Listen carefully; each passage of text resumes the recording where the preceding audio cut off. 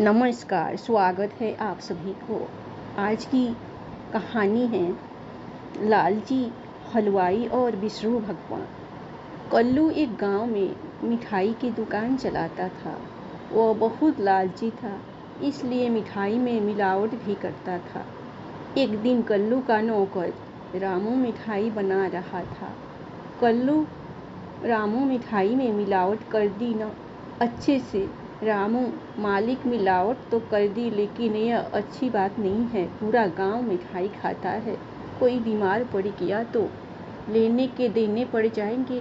कल्लू चुपचाप अपना काम कर और खबरदार जो यह बात किसी को बताई,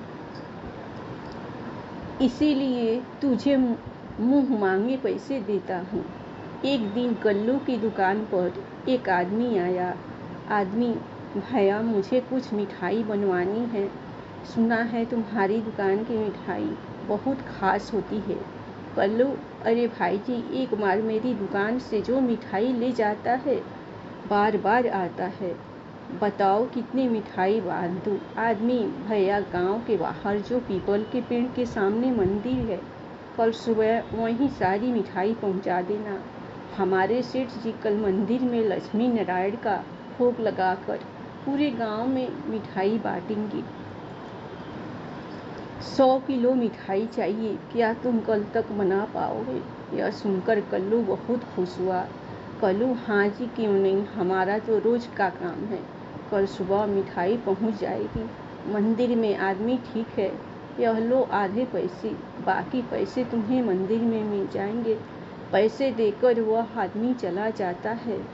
कल्लू उसी समय से अपने नौकर रामू के साथ मिठाई बनाने लग जाता है। रात के समय कल्लू मिठाई में मिलावट करने लगता है। तभी उसका नौकर रामू उसे रोकता है। रामू, मालिक, कम से कम भगवान के प्रसाद में तो मिलावट मत करो।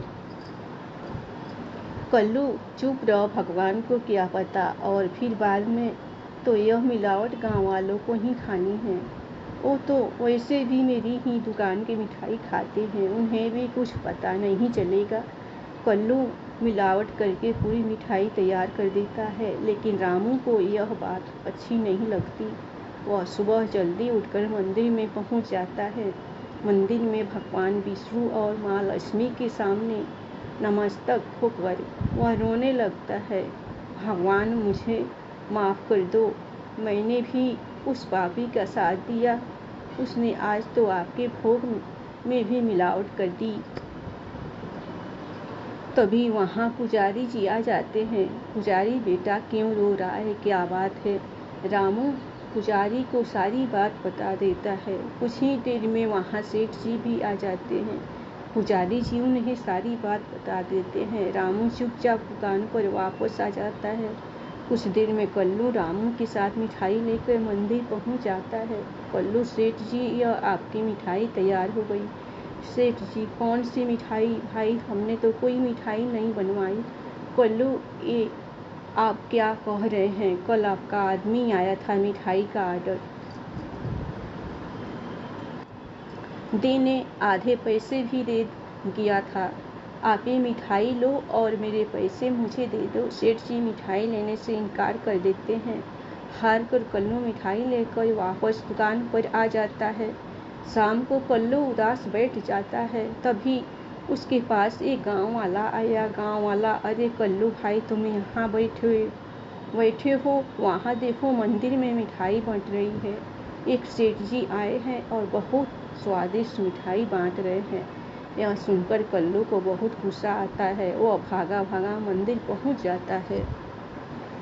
वहाँ तब तक सारी मिठाई बढ़ चुकी थी। वह जाकर सेठ जी को पकड़ लेता है। कल्लू, जब आपको मिठाई बांटनी थी तो मेरी मिठाई क्यों नहीं ली?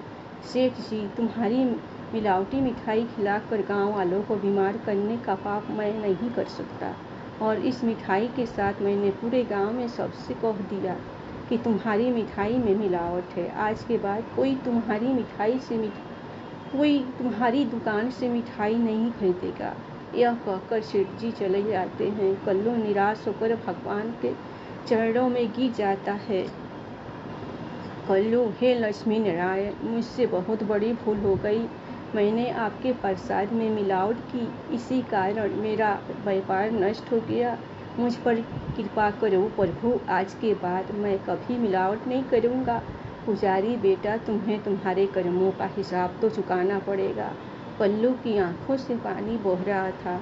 इसके बाद उसने अपनी दुकान कारोबार सब छोड़ दिया और वहीं मंदिर में हर दिन भगवान का प्रसाद बनाने लगा। वह दिन रात भगवान का प्रसाद बनाता और लक्ष्मी नारायण का गुणगान करता। धन्यवाद। आप लोगों को लालजी हलवाई और बिशोर जी की कहानी पसंद आई होगी तो आप लोग लाइक सब्सक्राइब ज़रूर कीजिएगा।